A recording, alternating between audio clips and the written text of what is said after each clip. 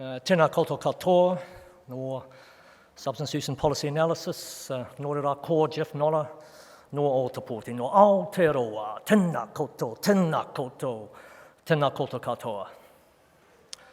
Hello, I'm Geoff and I'm from New Zealand.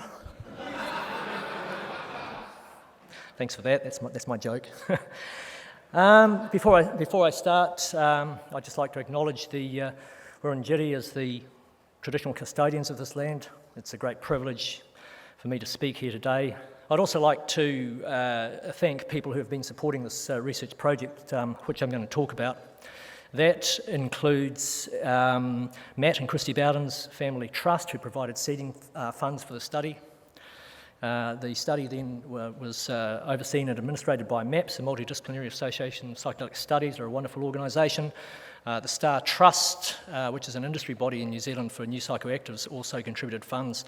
And these financial contributions have made this study possible, and it's hugely appreciated that happens. I'd certainly like to thank the good folks of EGA. This has been an outstanding series of talks today, as I'm sure you'll agree, and there's some outstanding people who've been speaking, and I've certainly learned a lot myself. I'd like to thank the subjects who were prepared to be involved in this study. That's great too, and I'd like to thank my friend and my esteemed colleague Tanya Patterson. Without her, this work would not have started. So, Ibogaine. It's like many of these substances in that we've been talking about today, it's a plant psychedelic. It's the root bark from an West African shrub from the Cameroon. And you can see there some images of this.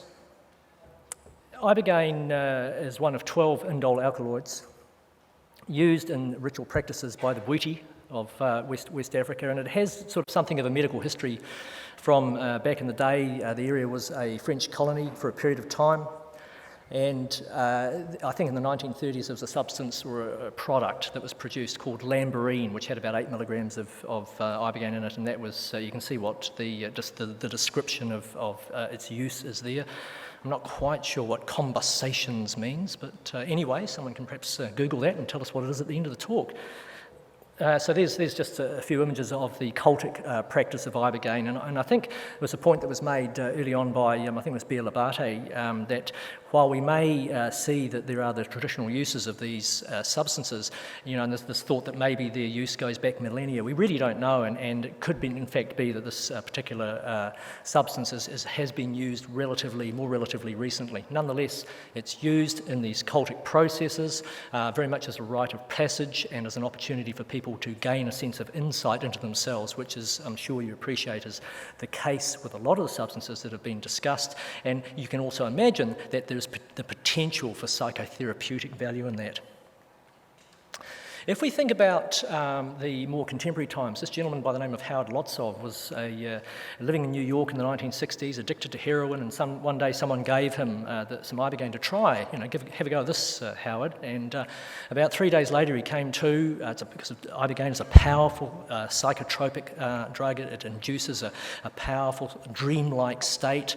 One lies very still and so on. If you attended Tanya's talk, you would have learned that one becomes incredibly sensitive to a whole range of sensus phenomena.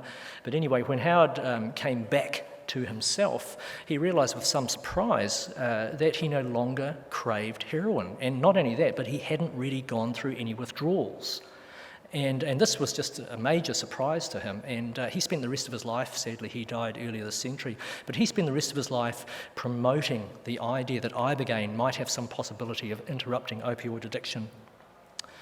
If we think of the New Zealand scene, that passion for trying to get a sense of people to understand the value of in this case, Ibogaine, which has been discussed by other speakers today in terms of people becoming aware of the value of one of these substances, but at the same time having to struggle to try and get people to take notice of that. This was picked up by Tanya, who went through her own treatment about 7 or 8 years ago, Tanya? around about that time. Significantly through her efforts and through the efforts of people she inspired, this substance, Ibogaine, which has always been kind of under the radar, there's been a sort of an underground internet kind of process where people have been getting hold of it, being treated by someone else, treating themselves in their bedrooms, whatever, this kind of thing. This came to the attention of an organisation called MedSafe, which is a New Zealand government organisation responsible for scheduling medicines, and they reviewed the various aspects of Ibogaine. They looked at it in terms of its abuse potential, the extent to which a person might become dependent or addicted to it. The experience can actually be quite unpleasant. You have to lie very still, you can become ataxic, so you can fall over, you might vomit, you might get diarrhea, these kinds of things. It's not a case of, hey, let's take this and go to the club. This is actually a really hardcore drug. There, in fact, have also been, between 1990 and 2012, about 20 documented deaths temporarily associated with Ibogaine treatment. In other words, within a period of 72 hours, at least 20 people are known to have died. So this is serious stuff. Nevertheless, MedSafe looked at this process and said, well, look, if we compare the mortality rate with Ibogaine, which is totally at that point uncontrolled, and we look at the mortality rate with methadone, we see a similar level of mortality.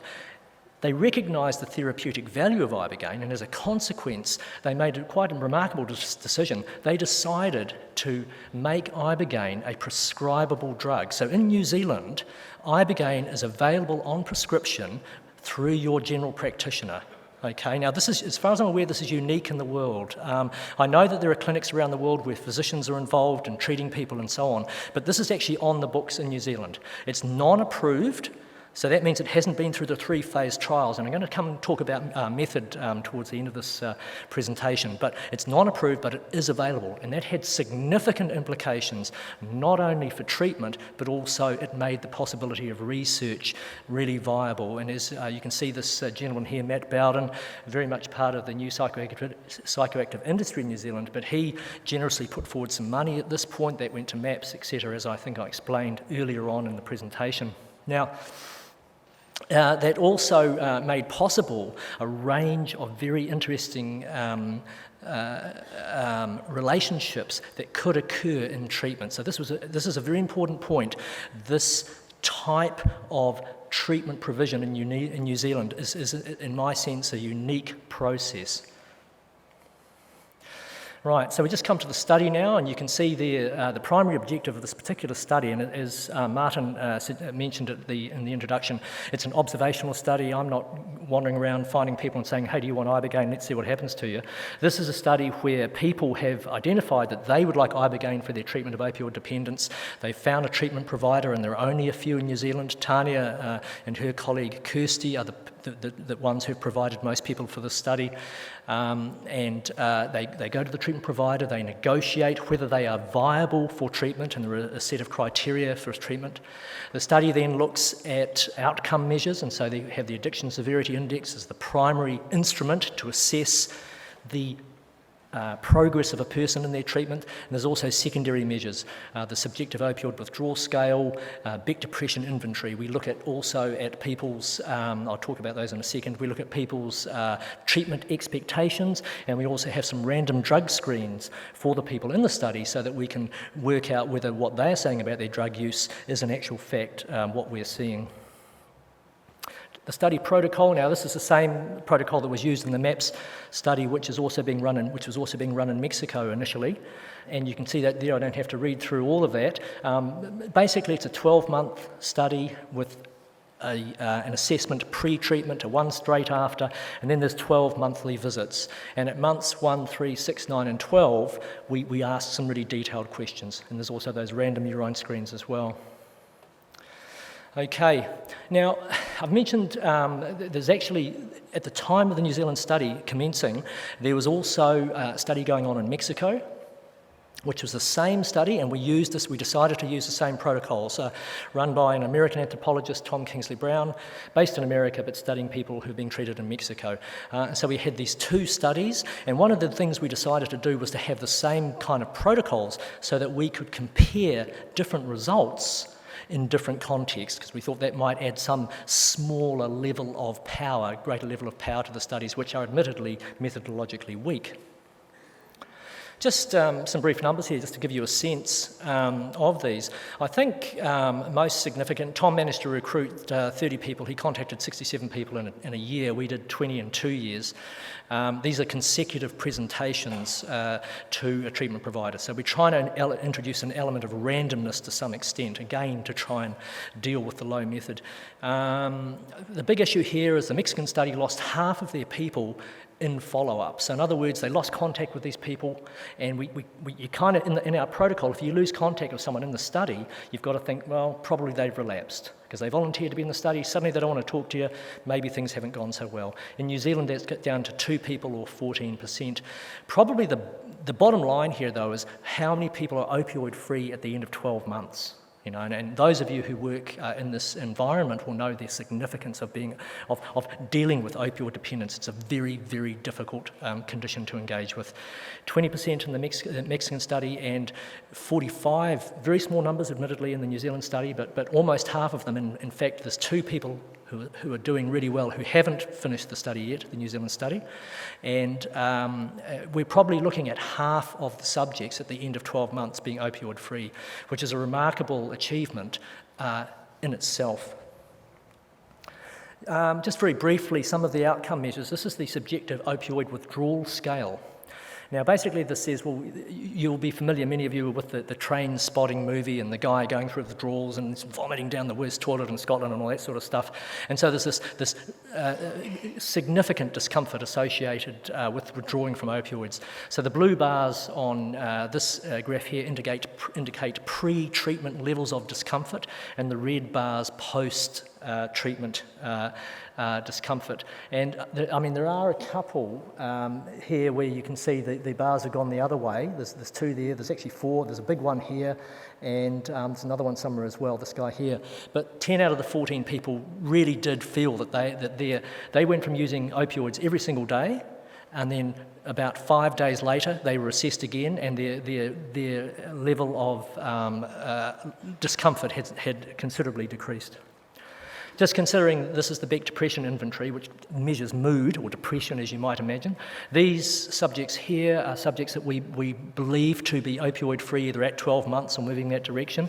And you can see, there's quite a trend down here. There's a peak here with a couple of them. This person in this one here, number 11, their mother died at this point, and so that they had a peak in their mood. The higher the score, the lower the mood. So that was a non-drug related peak. The other person who's peaked up there, they were going through an issue of them thinking to themselves, well, look, gee, maybe I do want to go back to that drug-taking lifestyle. There was an element of that. If we compare that with the next slide, these are the people who had relapsed, and you'll notice, particularly at this period around this the 3-month period here, this is often seen as a classic period for people who are suffering dependence. They kind of hit the wall. Tanya mentioned this in her talk earlier on today, and one of the thoughts in relation to Ibogaine is it's got a very long half-life, 60-hour half-life. It stays in your body a long time. You get a very big dose.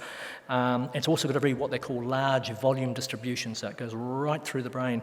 And it's thought that maybe this is an indicator that at this point the Ibogaine is leached pretty much out of the system, and people are really maybe starting to have to struggle with their dependence again. But you'll notice also that some of the others, these are people who relapsed partway through, at least the one in blue relapsed partway through the study, and really did struggle, and you can see that their mood really became quite severe in terms of depression, and there was some concern about that person. Subsequently they came right, and by the end of the study they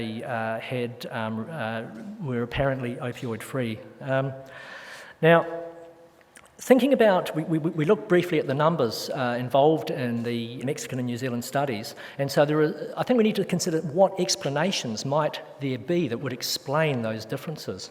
Okay, I think one of the things is that, as you guys, most of you guys from Australia will know, New Zealand is actually a very isolated place, and so the drug landscape is actually very different in New Zealand compared with, for example, Mexico and particularly with North America.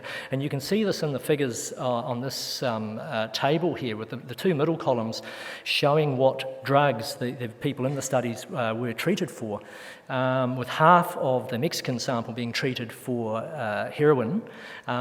Probably the really big thing in the New Zealand sample is that 70% were being treated for dependence on methadone. Now, methadone is a synthetic opioid, it's very long-acting, okay, and so the withdrawals are correspondingly last a long time too. And so maybe that's one explanation, is that we're getting, of the differences between the two studies and the different outcomes, is that you're seeing a group of people in New Zealand who actually see that they will benefit from taking this drug that is going to reduce their withdrawals.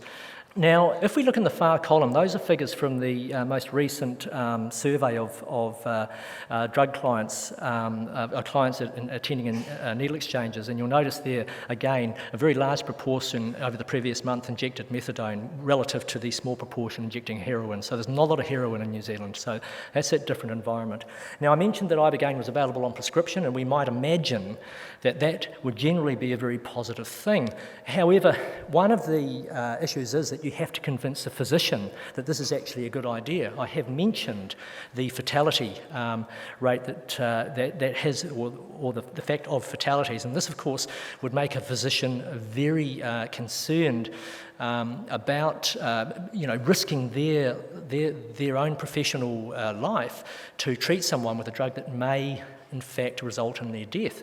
As I mentioned, there was actually one person in New Zealand who had pre-enrolled into the study who died during treatment. This was in a northern clinic. It wasn't in the clinic down south with Tanya and Kirsty. So that is definitely an issue. And this comes back to that whole conversation that we've been having today about the difficulty of engaging with these substances and with medical and scientific established orthodoxy.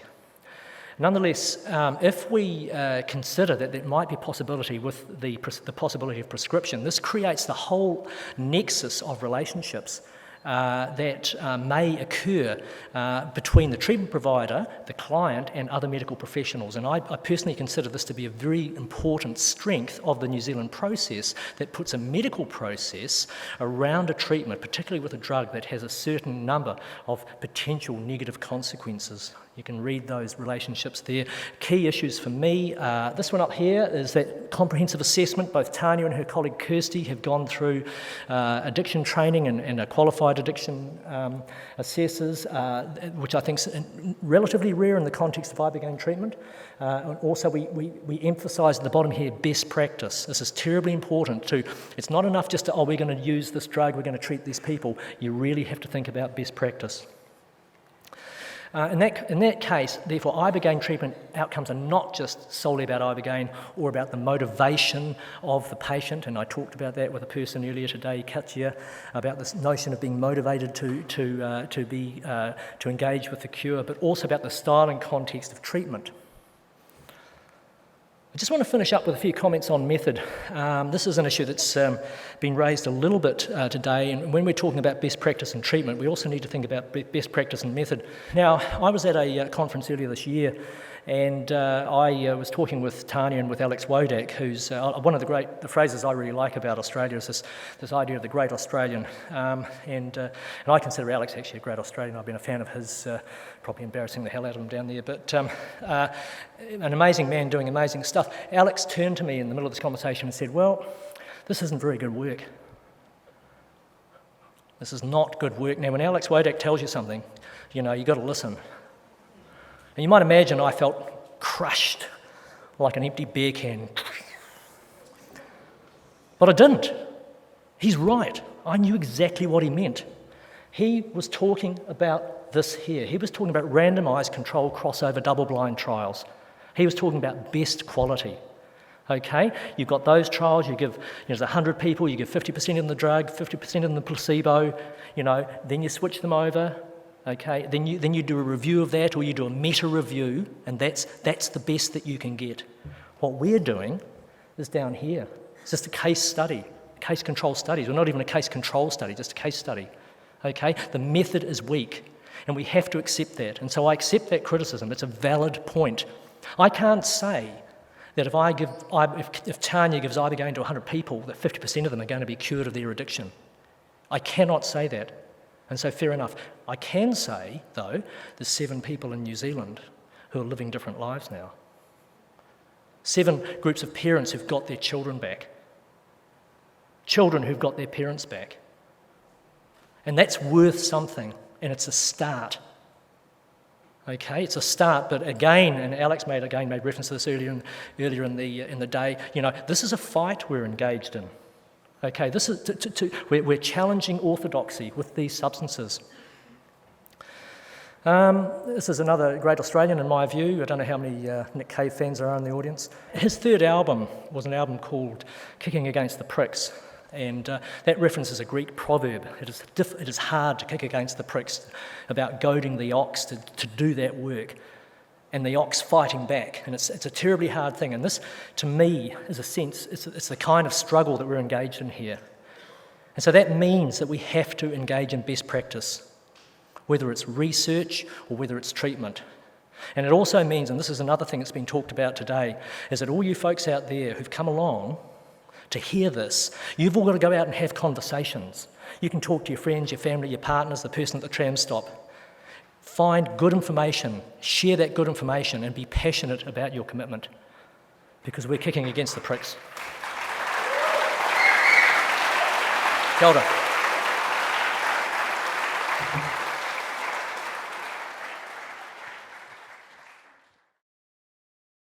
You mentioned that the 3-month point seemed to be a bit of a wall that people were hitting. Do you know if there's been any research into